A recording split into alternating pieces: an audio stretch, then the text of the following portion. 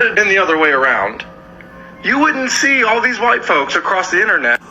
Yes, Chris, there are a lot of us white people celebrating what happened in Alabama, and the fact that there was some retribution there for our black community, being that it was the white privilege way of thinking people, white supremacist ideology thinking people started that whole fucking mess, Chris.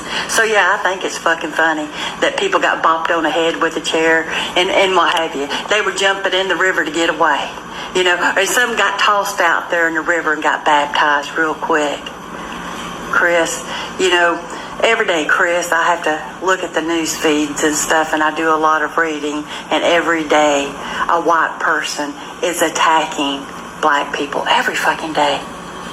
And that most of the time, their lives are being taken. Chris, have you ever read this article right here? You really should. And read it with an open mind and an open heart. Really take it in. 6 white ex-officers, because they all got fired now, in Mississippi plead guilty to assault on 2 black men. And it was a heinous assault.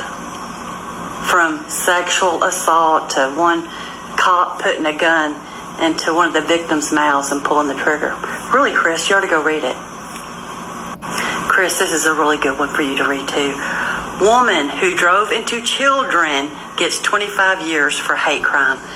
A white woman did that, Chris. So sometimes you gotta bop them on the head, even when they're down, to make sure they stay down, Chris. See, Chris, this is an old woman. But guess what? She unalived somebody. Again, sometimes you just got to bop them on the head, Chris.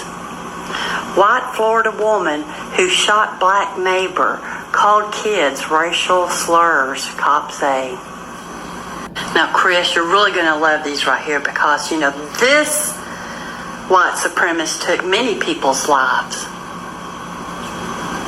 Please go read it. Chris, do you remember this one?